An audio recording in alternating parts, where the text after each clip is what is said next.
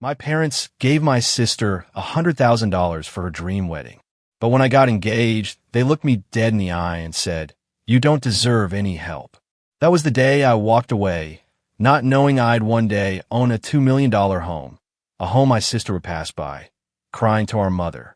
My name is Sarah, and I'm 28 years old. I grew up in what seemed like a typical middle-class family in Boston. My dad was a surgeon, my mom a university professor. On the surface, we were the picture of success. A beautiful colonial house, annual vacations, holidays with extended family. But beneath that polished exterior, there was an unspoken hierarchy that ruled our home. My older sister, Vanessa, was always the golden child. 3 years my senior, Vanessa embodied everything my parents valued.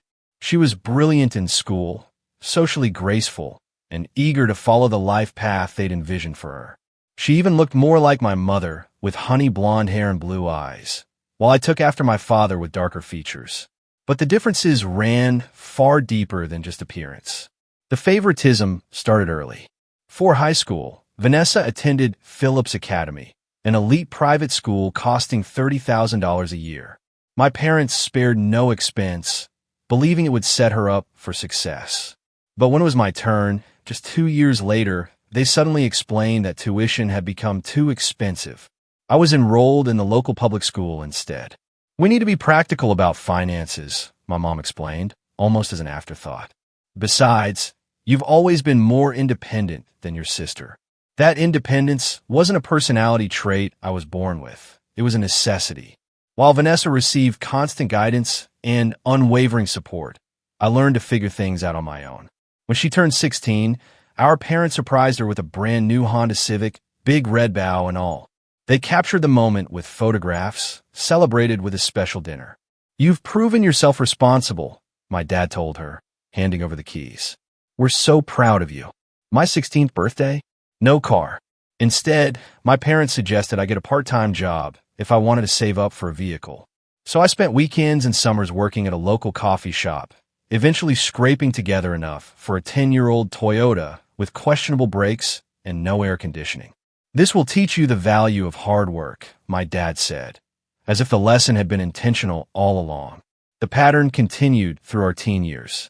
Vanessa received a trip to Europe after graduation, a reward for her academic achievements. I was told college was expensive enough without additional travel. She attended Northwestern University, all expenses covered, including a comfortable off-campus apartment and a generous monthly allowance. When it was time for my college applications, the conversation shifted dramatically. "We've already spent so much on education," my mother explained. "Student loans will teach you fiscal responsibility. Everyone has debt these days."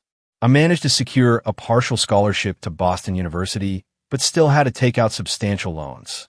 I worked 20 hours a week at the campus bookstore while maintaining a full course load. Unlike Vanessa, who studied business administration as my father suggested, I pursued marketing against their advice. They felt it was less prestigious than law or medicine, the careers they had hoped I would choose. "Marketing is for people who couldn't get into better programs," my father commented during one holiday dinner, not bothering to lower his voice. Despite the constant comparisons and disappointments, I excelled in my program. I made the dean's list every semester and secured competitive internships. During summers, I developed a network of supportive friends who became like family to me. And most importantly, during my junior year, I met John. John was studying computer engineering, working in the university IT department to help pay for school. Like me, he had been raised with the expectation of self-sufficiency. His parents were school teachers who, while loving, had made it clear they couldn't finance his education or lifestyle. Instead of feeling entitled to their support, he'd embraced the challenge with determination and grit. We connected instantly over our shared experiences and values. While Vanessa and I had grown distant as our lives diverged, John and I grew closer through every challenge. We studied together in the library until closing time, shared cheap meals in our tiny apartments, and dreamed about building something meaningful together someday. After graduation, I secured a position at a digital marketing agency, while John joined a software development firm. We moved in together to save on rent, carefully budgeted our expenses, and gradually paid down our student loans. While Vanessa moved back home for a year after college, enjoying the comfort of free housing while job searching at her leisure, John and I pushed forward independently. 3 years after graduation, John proposed to me on a weekend hike through the White Mountains. There was no elaborate setup or expensive ring, just a genuine moment between two people who had built a foundation of mutual respect and love. The ring had belonged to his grandmother, a simple gold band with a small diamond that meant more to me than any extravagant jewelry could. "We don't need anything fancy," I told John as we began discussing wedding plans. "Just something small and meaningful with the people who really care about us." We set a budget of $10,000, which represented months of careful saving. We planned to hold the ceremony in a local park with a reception at our favorite neighborhood restaurant. No elaborate floral arrangements or designer dresses, just a sincere celebration of our commitment. That was our plan until Vanessa announced her engagement to Gregory, the son of one of my father's partners at the hospital. Gregory had never worked a day in his life, living off a trust fund and family connections. But he came from the right background, with the right pedigree, and my parents were ecstatic about the match. Little did I know that this announcement would set in motion a series of events that would change my relationship with my family forever. The evening Vanessa called to announce her engagement, my parents threw an impromptu celebration. They ordered catering from an expensive restaurant, opened bottles of champagne they'd been saving for a special occasion, and invited close family friends over with just a few hours' notice. I received the invitation via text message, almost as an afterthought. "Your sister is engaged. Dinner at 7. Try to be on time." John and I arrived promptly, finding the house already filled with people congratulating Vanessa and admiring her enormous diamond ring. Gregory stood beside her, charming everyone with stories about his proposal at a 5-star resort in the Maldives. My mother fluttered around them like a delighted butterfly, while my father kept clapping Gregory on the shoulder as if welcoming a long-lost son. "We are so thrilled to welcome Gregory to the family," my mother announced during dinner. "And of course, we want to give them the wedding they deserve." My father raised his glass, "Which is why your mother and I have decided to give Vanessa and Gregory $100,000 toward their wedding expenses." Gasps of approval echoed around the table as Vanessa squealed with delight and hugged our parents. I felt John tense beside me, but I squeezed his hand under the table. I was genuinely happy for my sister, even while recognizing the stark contrast to our own modest plans. Later that evening, as guests were leaving, Vanessa pulled me aside to show me her wedding Pinterest board on her phone. "I'm thinking about a destination wedding in Napa Valley," she gushed. 200 guests minimum, a designer gown, and a live band. "Oh, and you'll be one of my bridesmaids, of course. Not maid of honor, though. That's going to be Olivia." Olivia was her college roommate, someone she had known for less than 5 years. I smiled and nodded, pushing down the slight sting of being relegated to secondary status, even in her bridal party. "That sounds beautiful, Vanessa. John and I are planning something small, but we're really excited too." "Oh," she said, her enthusiasm dimming slightly. "When are you thinking about having it?" "In about 6 months at Riverside Park. Just close friends and family." 6 months? That's so soon. And outdoors. What if it rains? She looked genuinely confused, as if she couldn't comprehend choosing something so simple. "We want to keep it intimate and meaningful," I explained, "and we're working with what we can afford." Vanessa glanced toward our parents, who were chatting with Gregory. "Well, I'm sure Mom and Dad will help you too," she said, though her tone suggested she was less than certain. That conversation planted a seed of hope. Perhaps my parents would offer some assistance with our wedding too. Not the extravagant sum they'd given Vanessa, but something to indicate they valued my happiness equally. With this hope in mind, John and I decided to speak with them directly the following weekend. I called my mother and asked if we could come over for dinner to discuss our wedding plans. There was a pause on the line before she agreed, suggesting Sunday evening. When we arrived, the atmosphere was noticeably different from the celebratory mood of Vanessa's announcement. The house was quiet, no special dinner prepared. My mother had made a simple lasagna, and my father was watching golf in the living room until my mother called him to the table. We made small talk through most of the meal, with my parents asking John about his job and commenting on the recent weather. It was as if they were deliberately avoiding the subject we had come to discuss. Finally, as my mother served coffee, I decided to broach the topic. "So, John and I have been planning our wedding," I began. "Nothing elaborate, just a small ceremony at Riverside Park with a reception at Martinelli's restaurant afterward. We've been saving, but it's still going to be tight with our student loans and rent." My parents exchanged a look that I couldn't quite interpret. My father cleared his throat. "And what exactly are you expecting from us?" he asked, his tone immediately putting me on the defensive. "We're not expecting anything," John interjected politely. "But Sarah thought it would be nice to discuss if you might want to contribute in some way, as is traditional in many families." My mother set down her coffee cup with a clink. "Traditional is for traditional couples," she said.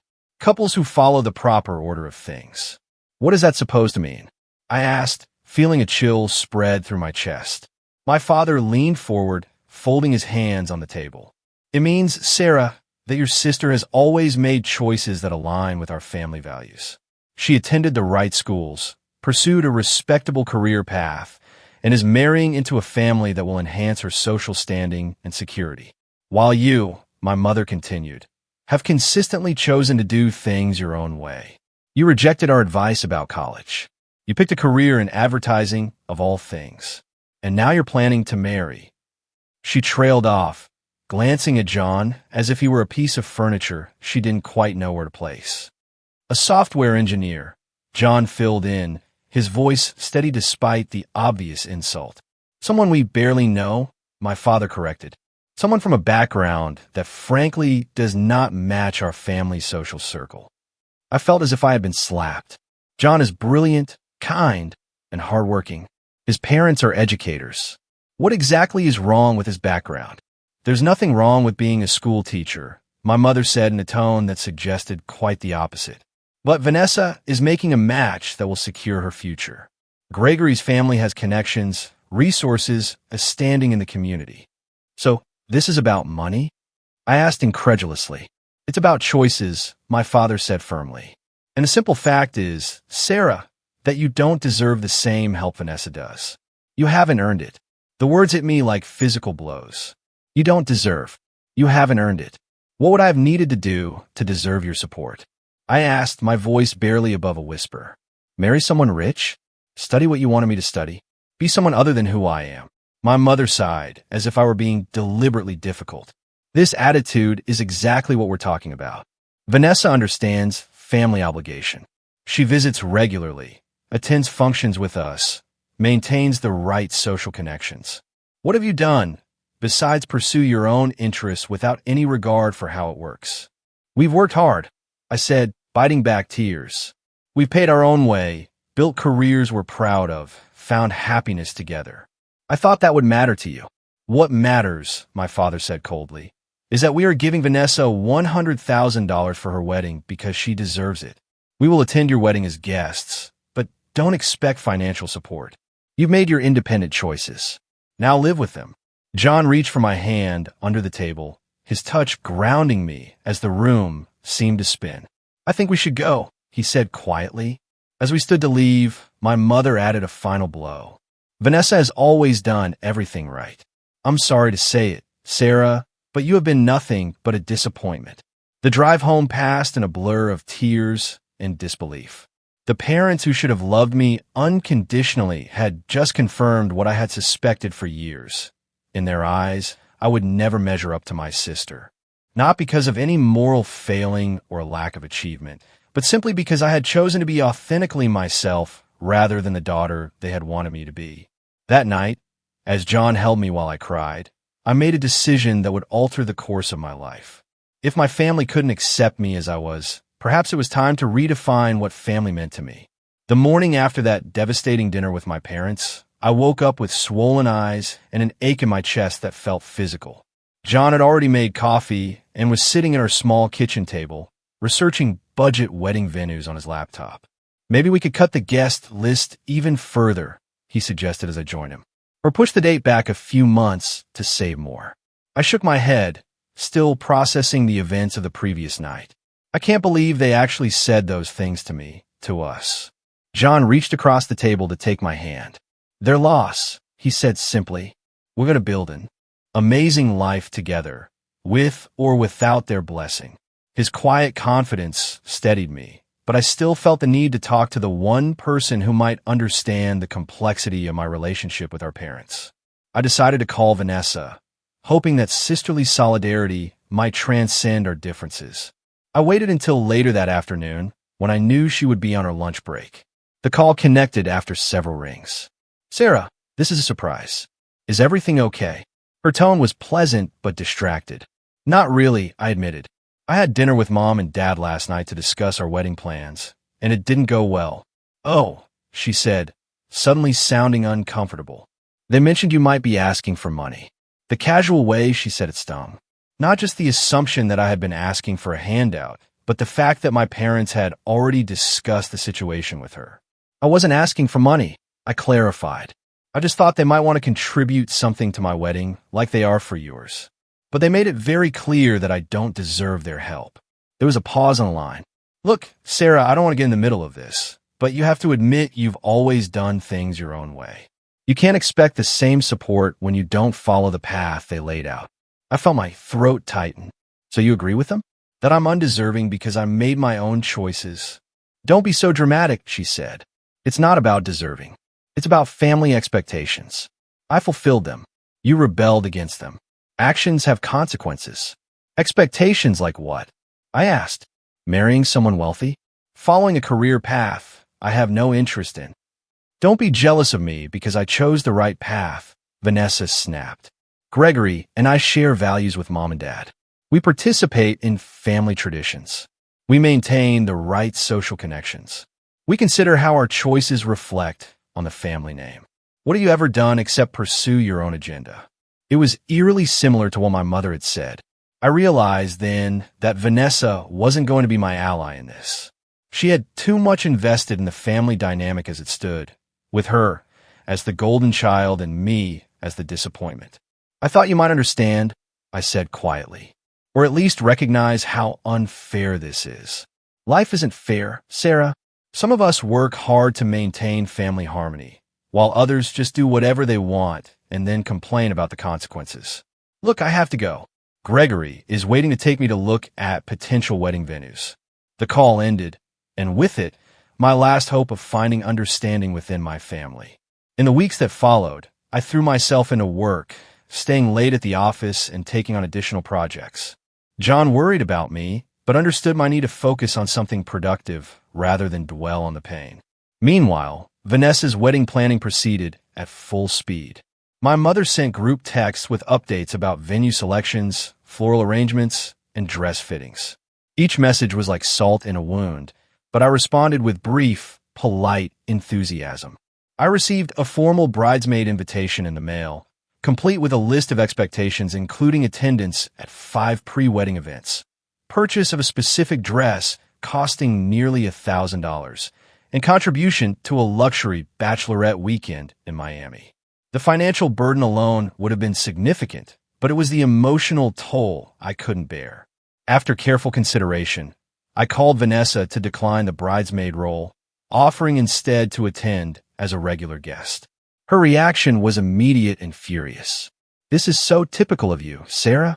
Always thinking of yourself instead of supporting your family.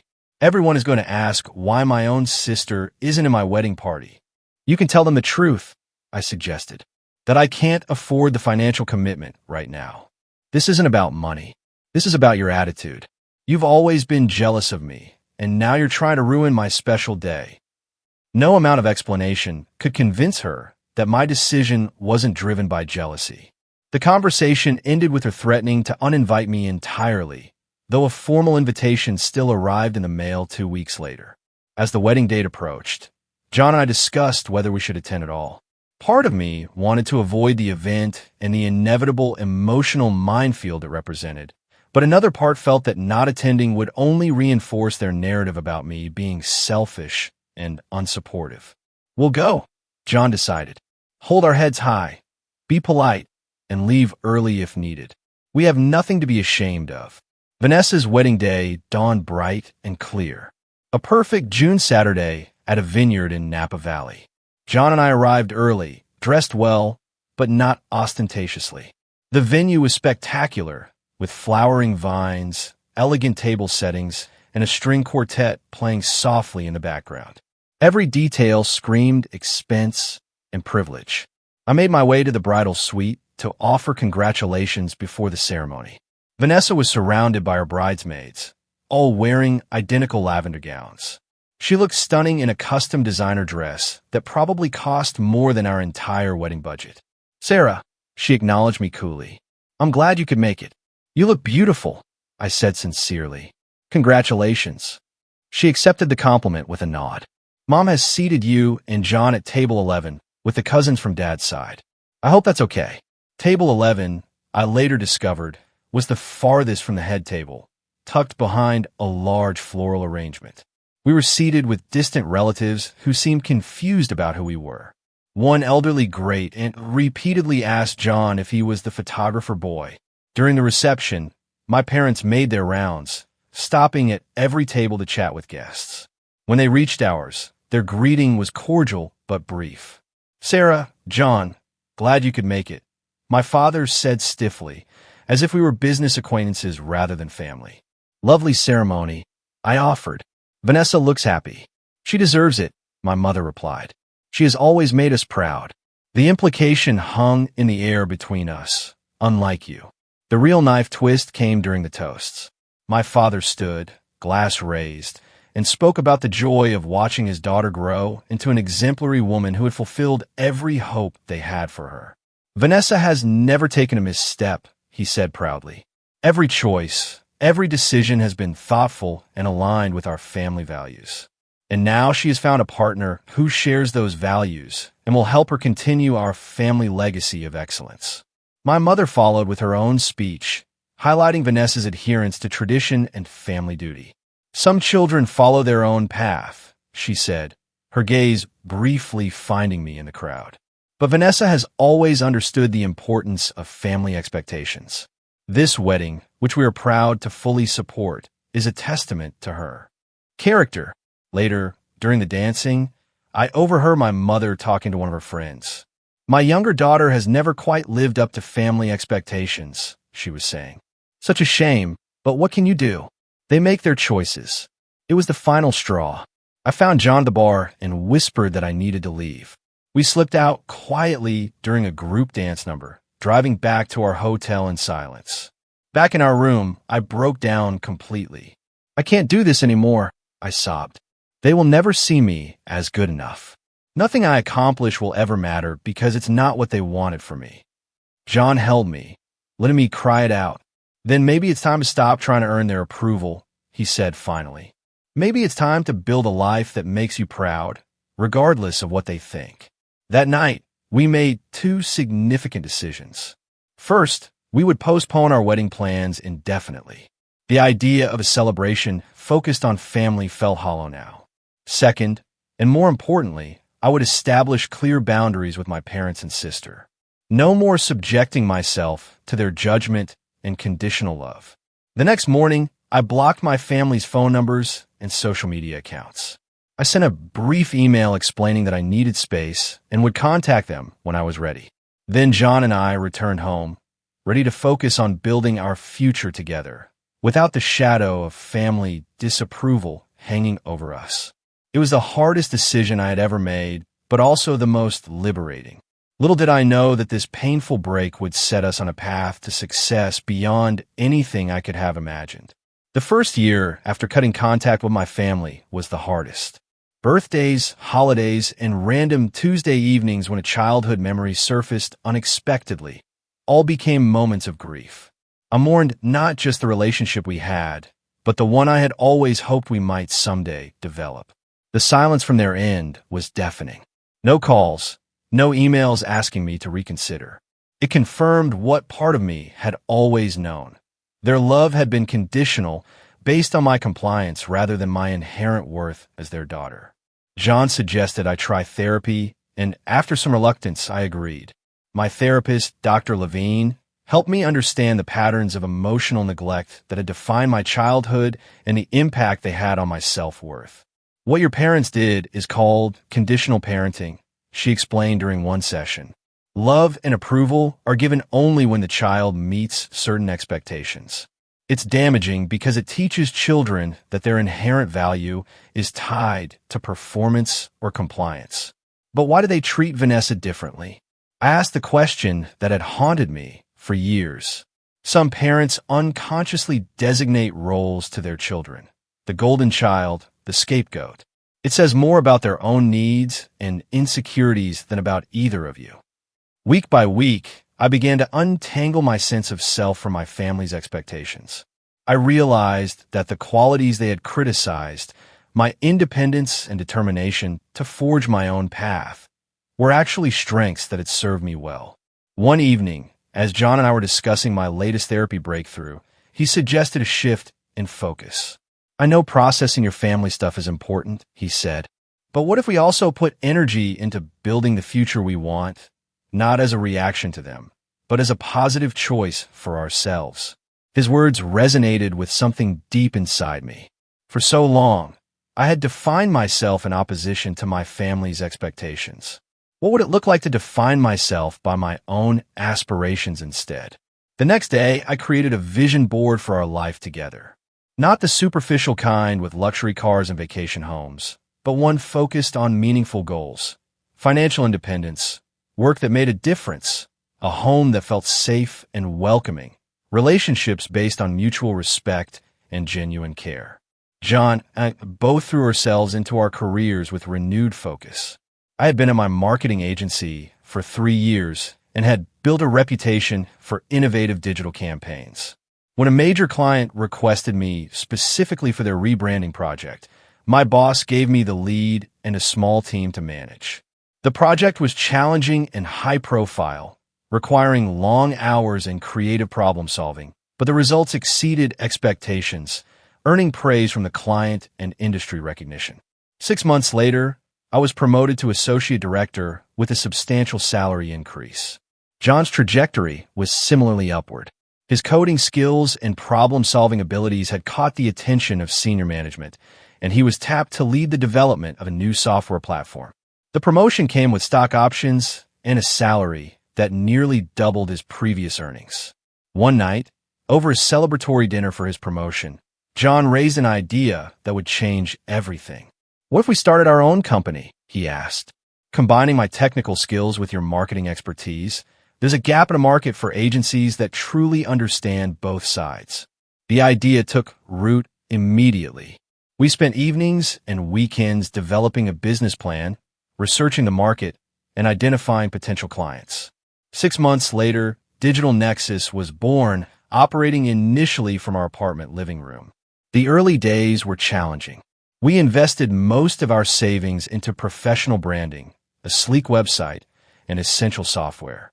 We worked 16-hour days, with John handling the technical development and me focusing on client acquisition and marketing strategy. Our first client was a small local business owner I had met at a networking event. She took a chance on us despite our limited portfolio, impressed by our personalized approach and enthusiasm. The project was a success, leading to referrals and gradually a growing client base. 4 months in, we landed our first major client, a regional restaurant chain needing a complete digital overhaul. The project was complex and high stakes, requiring us to hire 2 freelancers to help with the workload. The pressure was immense, with both our reputation and financial stability hanging in the balance. The night before the client presentation, we worked until 3 in the morning, fine-tuning every aspect of the deliverables. I remember looking across our makeshift home office at John, his face illuminated by the computer screen, and feeling a surge of gratitude. While my biological family had dismissed our potential, we were building something meaningful together. The presentation was a triumph. The client not only approved our work, but referred us to several business partners. Within 6 months, we had enough consistent business to lease a small office space and hire 3 full-time employees. By the end of our first year, Digital Nexus had established a reputation for innovative solutions that delivered measurable results. Our client roster included several recognizable brands, and we had expanded to a team of 12. By the way, if you're still with me, if this story is resonating, please hit that subscribe button. More tales of defiance and unexpected triumphs are on the way.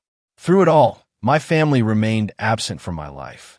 Occasionally, I would receive a generic birthday card from my mother or a holiday mass email, including me among dozens of recipients. My father never reached out at all.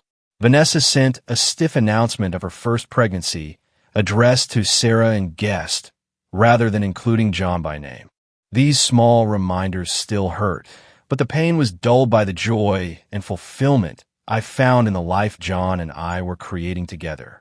We had formed close friendships with several couples who shared our values and interests. We had mentors in the business community who provided guidance and support. We had built a chosen family that celebrated our successes and stood by us through challenges. On our third anniversary, John suggested we revisit the idea of getting married. Not a big production, he clarified, just something intimate with the people who have actually been there for us. 2 months later, we exchanged vows in the garden of our favorite restaurant, surrounded by 20 friends who had become family to us. My colleague Sophia stood as my maid of honor, while John's best friend from college served as his best man. There were no elaborate floral arrangements or designer attire, just sincere vows and a genuine celebration. The total cost came to just under $8,000, a fraction of what Vanessa's wedding had cost. But as we danced under string lights with people who truly cared about us, I knew our celebration held something money couldn't buy: authenticity. I didn't invite my parents or Vanessa. The decision brought some sadness, but also a sense of protection for this new chapter of our lives. Our wedding would not be tainted by their judgment or conditional approval. The months following our wedding brought unexpected developments for Digital Nexus. A case study we published about one of our successful campaigns went viral in industry circles, bringing attention from larger potential clients and investors. Suddenly, we were fielding calls from venture capitalists interested in funding our expansion. After careful consideration and extensive negotiation, we accepted an investment that allowed us to scale significantly while maintaining control of the company's direction. We moved to larger offices, expanded our team to 30 people, and developed proprietary software that streamlined our process and enhanced our service offerings. 18 months after accepting the investment, we were approached by a major tech company interested in acquiring Digital Nexus. The initial offer was substantial, but John and I were hesitant to give up the company we had built from scratch. After several rounds of negotiation, we reached an agreement that exceeded our wildest expectations: $20 million, with both of us retained as consultants for 2 years with considerable compensation packages. The night the papers were signed, John and I sat on the floor of our apartment, a bottle of champagne between us, slightly dazed by the magnitude of what had just happened. "We did it," John whispered, his voice catching. "We really did it." I thought about the journey from that painful dinner with my parents to this moment of extraordinary success. Every dismissal, every judgment, every time they told me I wasn't good enough had ultimately pushed me to prove, not to them, but to myself, that I could create a life of meaning and achievement on my own terms. "I want to buy a house," I said suddenly. "A real home, somewhere we can put down roots." John smiled. "I was thinking the same thing. Let's start looking tomorrow." Little did I know that our new home would become the catalyst for an unexpected confrontation with the past I had worked so hard to leave behind. With our newfound financial security, John and I began searching for our dream home. We weren't interested in ostentatious displays of wealth, but we did want space, privacy, and a property that reflected our personal aesthetic.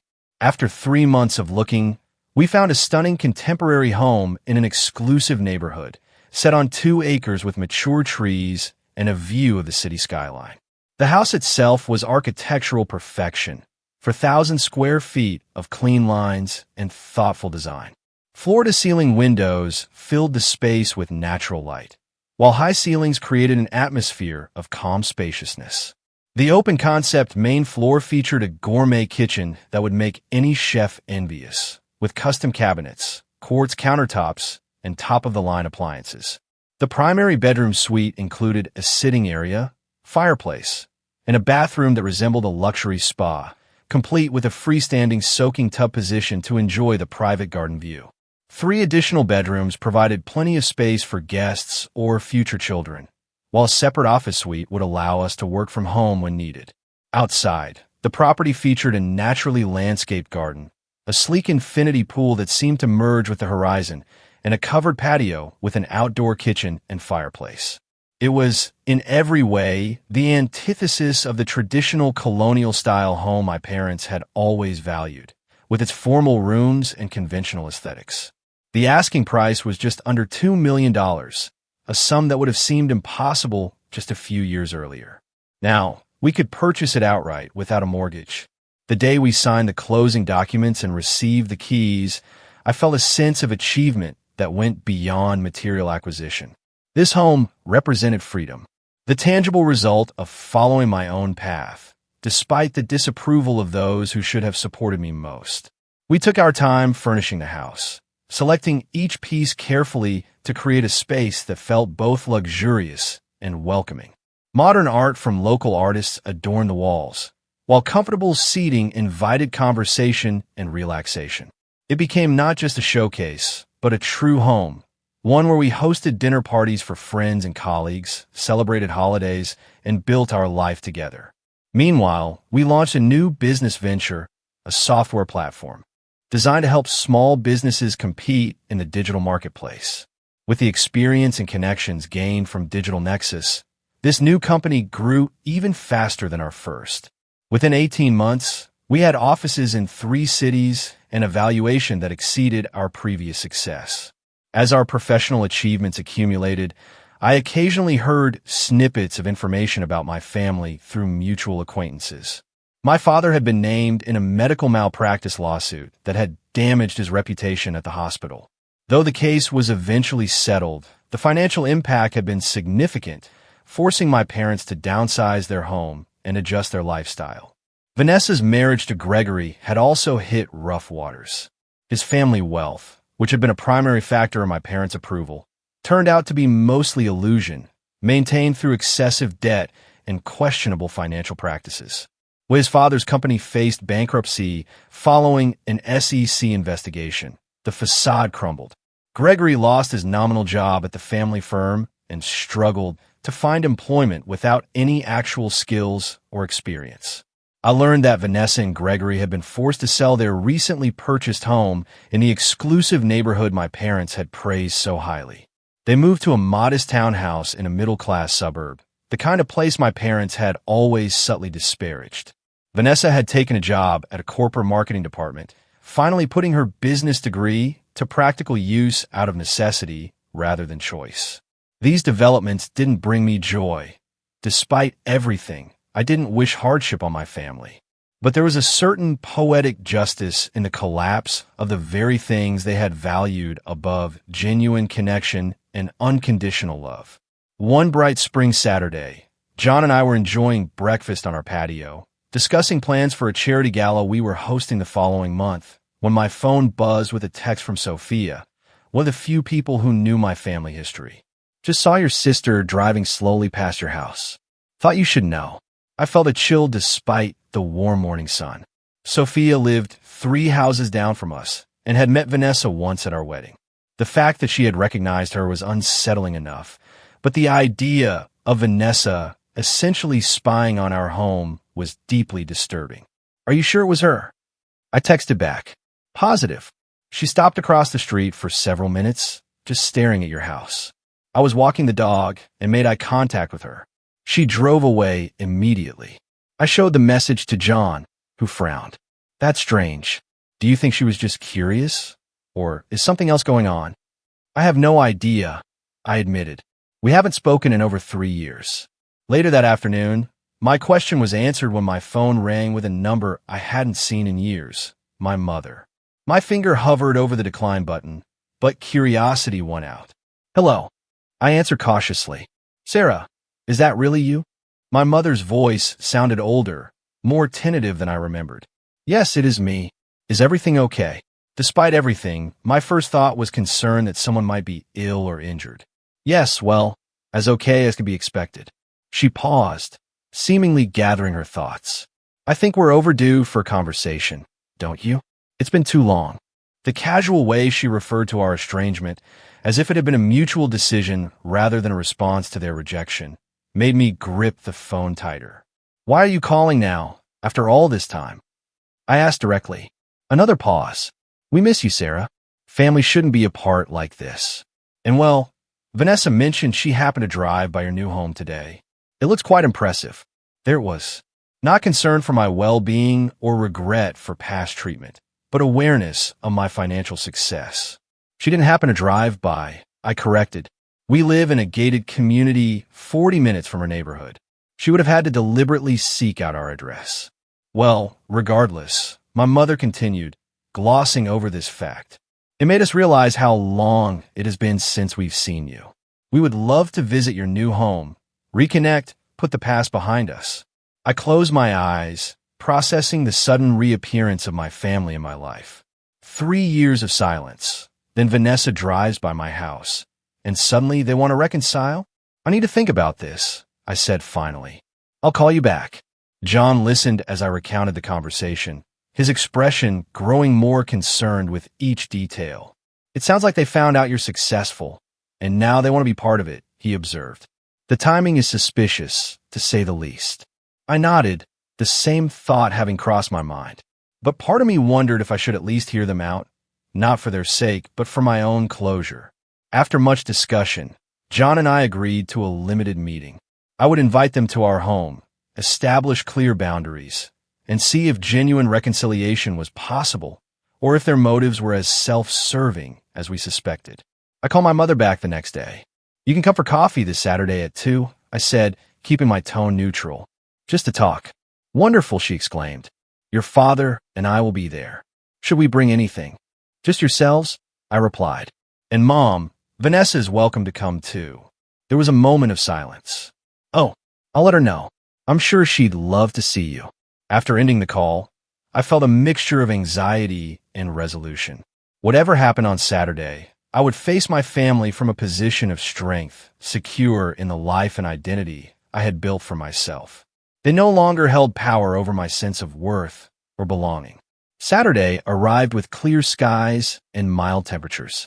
John and I prepared a simple spread of coffee, tea, and pastries from a local bakery, setting everything on the patio overlooking the pool and garden.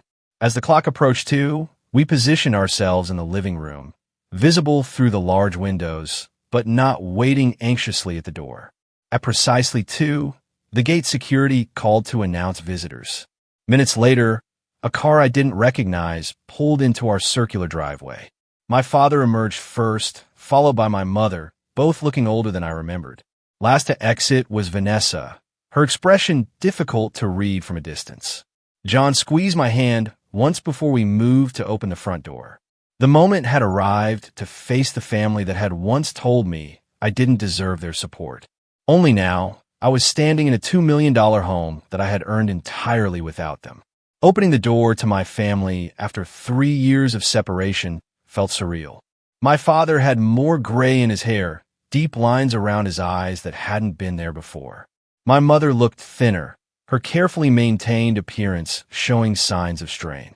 Vanessa, holding a designer purse that looked new but was probably from a previous season, had the pinched expression of someone trying very hard to appear unbothered. Sarah, my mother said, stepping forward with arms outstretched, as if the years of silence had been a minor misunderstanding. You look wonderful. I accepted her brief hug without returning it, then nodded to my father and sister. Please come in. Their eyes darted around our entryway, taking in the soaring ceiling, the modern chandelier, the original artwork on the walls. My mother made a small noise of appreciation while my father straightened his shoulders as if preparing for a business meeting rather than a family reunion. Your home is lovely, my mother offered as I led them through to the main living area.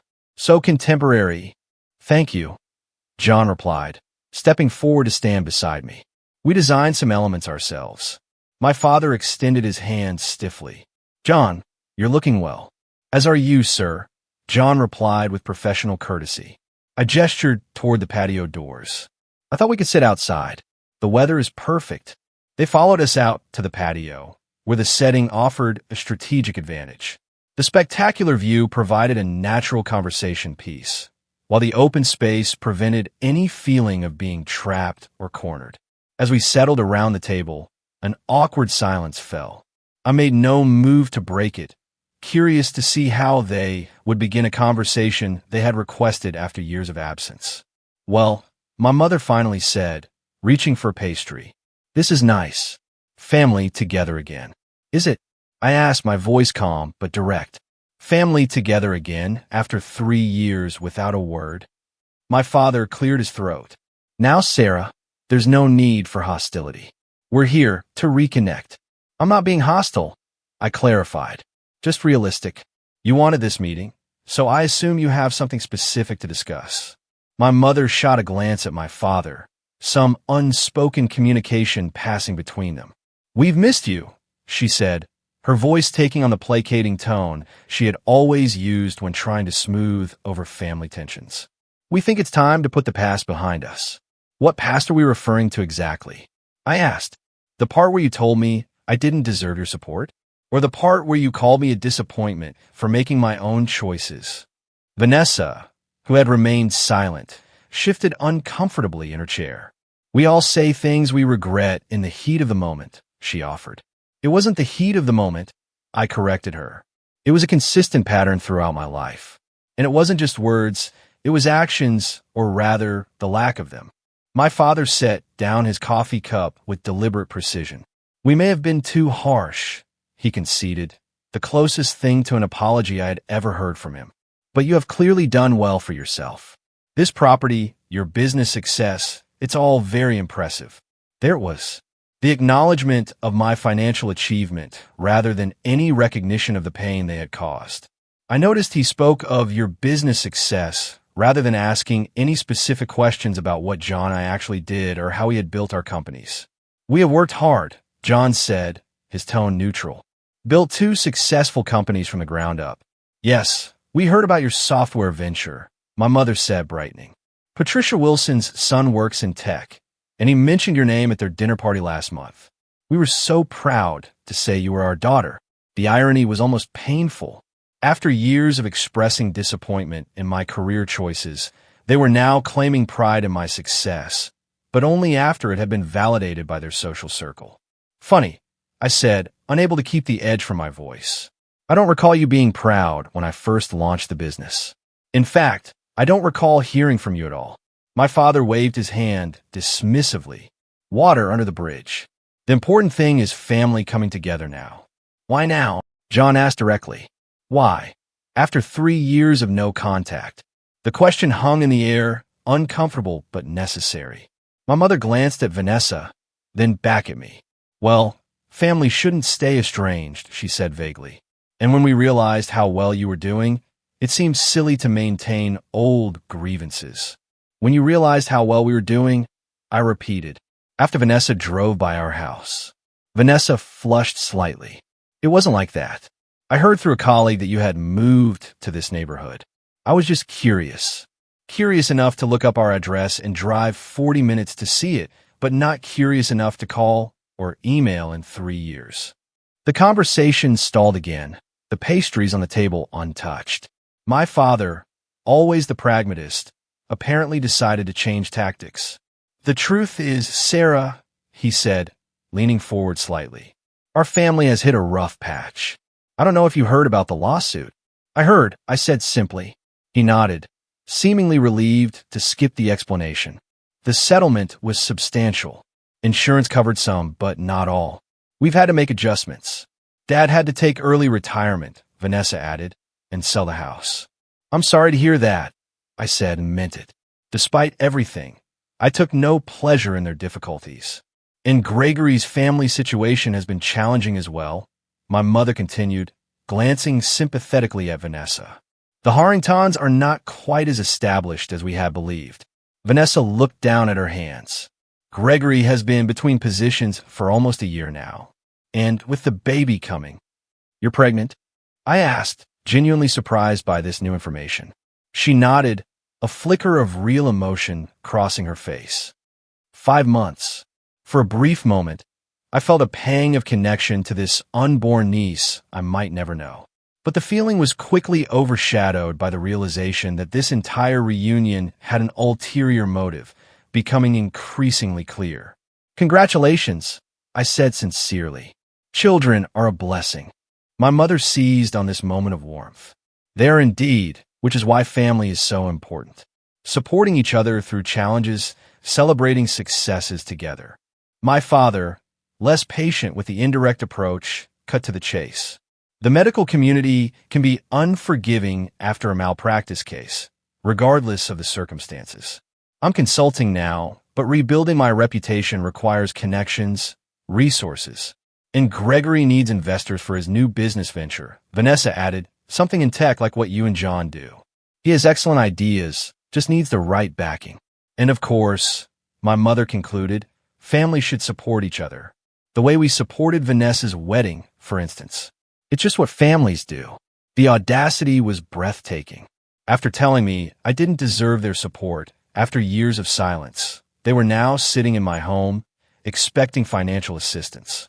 Not because they acknowledged their past behavior or showed genuine remorse, but simply because we shared DNA and I now had resources they wanted access to.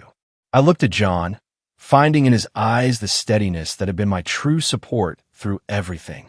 Then I turned back to my family, feeling strangely calm and clear. I think I understand now why you wanted to reconnect, I said, my voice even. And I appreciate your honesty, even if it took seeing my home to bring it about. My mother smiled, seemingly relieved that the subtext was now text. So you will help? We're thinking a loan to start, perhaps $200,000 to help your father reestablish his consulting practice, and maybe the same for Gregory's venture. Family investing in family. The casual way she named these substantial sums, as if they were insignificant tokens rather than more money than they had ever offered me, confirmed everything I needed to know about this reunion. I stood up slowly, straightening to my full height. I need to be honest with you too, I said. I did not invite you here today to negotiate financial arrangements. I invited you because part of me wondered if genuine reconciliation was possible. My father frowned, sensing the shift in direction. Sarah, don't be dramatic. We're simply discussing practical family matters. No, I corrected him. You are asking for financial help from the daughter you explicitly told was undeserving of your support. The daughter whose life choices you criticized and whose wedding you refused to contribute to because, and I quote, I had not earned it. Vanessa interjected. That was different. We didn't know you would become so successful. Her words hung in the air. The naked truth finally exposed. Their treatment of me had been based on a calculation of what I could provide them, not on unconditional love or a belief in my worth. Thank you for that clarification, Vanessa, I said quietly. It tells me everything I need to know. I think you should leave now. All of you. My mother's gasp was theatrical. You're throwing us out? Your own family. I'm asking you to leave my home, I corrected. The home I built without your support or approval. The home that apparently only made me worthy of your attention once you saw it. My father stood abruptly. This is outrageous. After all we have done for you. What exactly have you done for me? I asked, genuinely curious about his perception. He sputtered, unable to provide specific examples. We raised you, educated you. You provided the legal minimum required of parents, I countered, and made it clear at every turn that I was less valuable than my sister because I didn't conform to your expectations. So you won't help us? Vanessa asked, her voice small. Not even for your niece? The appeal to family obligation was ironic, coming from someone who had stood by silently while our parents dismissed my worth. Still, I felt a twinge of compassion for the unborn child who would enter this complicated dynamic. I will not be financially supporting Dad's career rehabilitation or Gregory's business venture, I said firmly. But I would be willing to set up an education fund for your daughter, provided it is in her name only and cannot be accessed for any other purpose. My offer, meant as a genuine olive branch to my future niece, was met with indignation rather than gratitude. How dare you dictate terms to us? My mother snapped, as if we cannot be trusted with our own granddaughter's future. John, who had remained admirably restrained throughout the conversation, finally spoke. I think Sarah has been more than generous given the circumstances. Now, I suggest you respect her request to leave. My father glared at him. This conversation is between family members. John is my family, I said firmly. The family I chose, who has supported me unconditionally. Something the three of you might want to reflect on. There was a moment of tense silence before my father turned and headed toward the door. My mother followed, pausing only to say, "You will regret this selfishness, Sarah. When we are gone, you will wish you had been a better daughter." Vanessa lingered briefly, something unreadable in her expression. For a moment, I thought she might say something meaningful, perhaps even acknowledge the inequity of our childhood. Instead, she simply said, "The offer for the baby fund, does it still stand?" "It does," I confirmed. "Contact my lawyer and we will arrange it." She nodded once, then followed our parents. I watched through the window as they drove away, their car growing smaller until it disappeared beyond our gates. Only then did I allow myself to sink into a chair, emotionally exhausted. "Are you okay?" John asked, sitting beside me. "I don't know," I admitted, "but I think I will be." What I couldn't have anticipated was the flood of emails, texts, and voicemails that would begin arriving within hours of their departure. My father demanding reconsideration, my mother alternating between guilt trips and thinly veiled threats about being written out of their will, Vanessa pleading for me to understand their difficult situation. Each message confirmed that I had made the right decision in maintaining boundaries. They still saw me not as a person deserving of respect and genuine connection, but as a resource to be accessed when convenient. That night, I decided to send one final message, an email addressed to all three of them, expressing exactly what I had learned from our years apart and our brief reunion. It would be my last communication for a very long time. The days following my family's visit were emotionally turbulent. I fluctuated between certainty that I had done the right thing and waves of grief for the relationships that might have been. John gave me space when I needed it and comfort when I asked, never once suggesting that I had made the wrong choice. "You set a boundary," he reminded me. "That's not rejection. It's self-protection." A week after their visit, I sat at my desk overlooking our garden and composed the email I had been drafting in my mind for days. It would be my final word on the matter, a closing statement rather than an invitation for further dialogue. "Dear Mom, Dad, and Vanessa, I have given our recent reunion considerable thought. I want to be clear that this email is not written in anger, but from a place of clarity that has taken years to achieve. I do not hate any of you. I do not wish you ill. In fact, I hope you find your way through your current challenges. However, I cannot provide the financial assistance you're seeking. This is not about punishing you for past behavior or withholding out of spite. It is about recognizing that our relationship has never been based on mutual respect or unconditional love, but rather on my compliance with your expectations. For Vanessa, I have arranged an education trust for your daughter, as promised. My lawyer will contact you with the details. This is not because I feel obligated, but because I want your child to have options, regardless of our complicated history. Beyond this, I ask that you respect my decision to maintain distance. The 3 years we spent apart were painful, but also healing. I built a life that brings me joy and fulfillment, surrounded by people who value me for who I am, not what I can provide or how I reflect on them. If someday you're interested in a relationship based on genuine connection rather than financial need, I might be open to that conversation. Until then, I wish you well, but need to protect the peace and happiness I have worked so hard to create. Sarah. I hit send before I could second-guess myself, then close my laptop. There was a finality to the action that brought both sadness and relief. I had said what needed to be said, without cruelty, but also without compromise. The response was predictable. My father sent a terse message calling me selfish and ungrateful. My mother wrote a lengthy email detailing all she had sacrificed for me, concluding that I was breaking her heart. Vanessa sent a text thanking me for the trust fund, but suggesting I was being unnecessarily harsh with our aging parents. I didn't respond to any of them. Instead, John and I focused on moving forward with our lives and the positive impact we could make with our success. We established a scholarship foundation for first-generation college students, particularly those pursuing entrepreneurship without family financial support. The program provided not just tuition assistance, but mentorship and networking opportunities, the kind of support I had wished for during my own college years. We also created an incubator program for women-owned startups, offering seed, funding, and guidance to promising entrepreneurs. Watching these businesses grow from concept to thriving enterprises brought a satisfaction deeper than any luxury purchase could provide. In our personal life, we continued to nurture the community of friends who had become our chosen family. We hosted regular dinners, celebrated milestones together, and supported each other through challenges. These relationships, based on mutual respect and genuine care, showed me what healthy connections truly looked like. 6 months after the confrontation with my family, I discovered I was pregnant.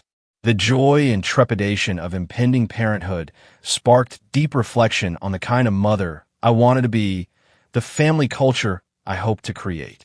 I want our child to know they are loved unconditionally. I told John one night, as we discussed nursery colors, that their worth is not tied to achievements or compliance. They will know, John assured me, because we both understand how important that is. As my pregnancy progressed, I thought often about the patterns of family dysfunction and how easily they could be perpetuated without conscious effort. I read books on emotionally healthy parenting, joined support groups for expectant mothers, and even resumed therapy to process my own childhood experiences before bringing a new life into the world. One evening, while sorting through old photographs for a baby memory book, I found a picture of myself at about 7 years old, standing proudly beside a science fair project. My smile was wide, my posture confident.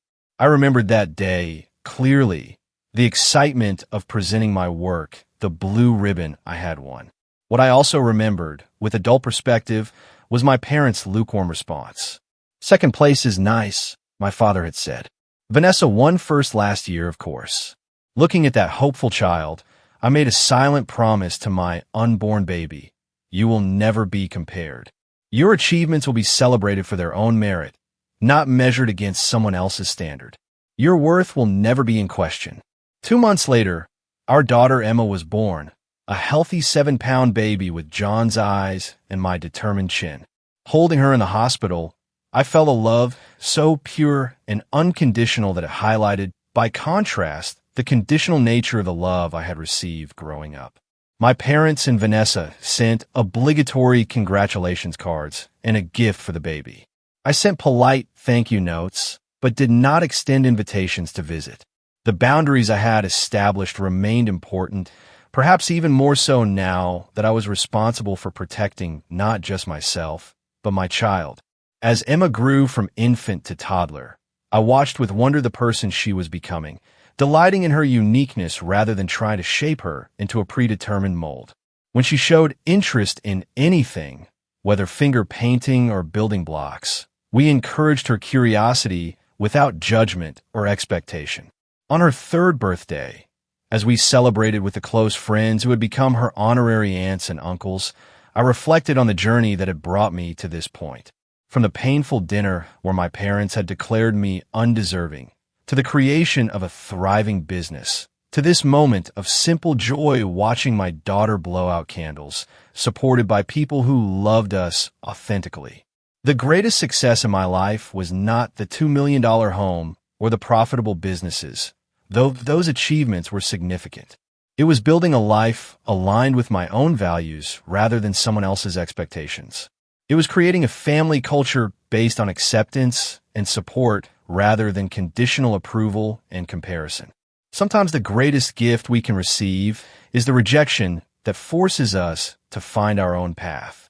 My parents telling me I didn't deserve their help pushed me to prove, not to them, but to myself, that I could create something meaningful on my own terms. Their rejection, painful as it was, ultimately freed me from the constraints of their narrow definition of success.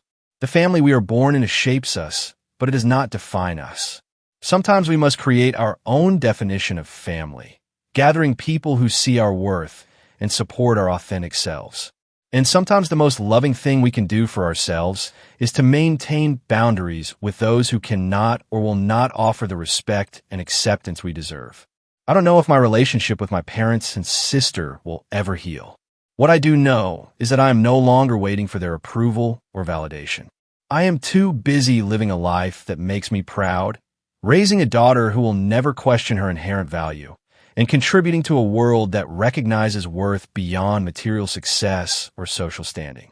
I didn't build this life to prove anything to my family, but I have come to understand that sometimes the cruelest rejections open the most beautiful doors.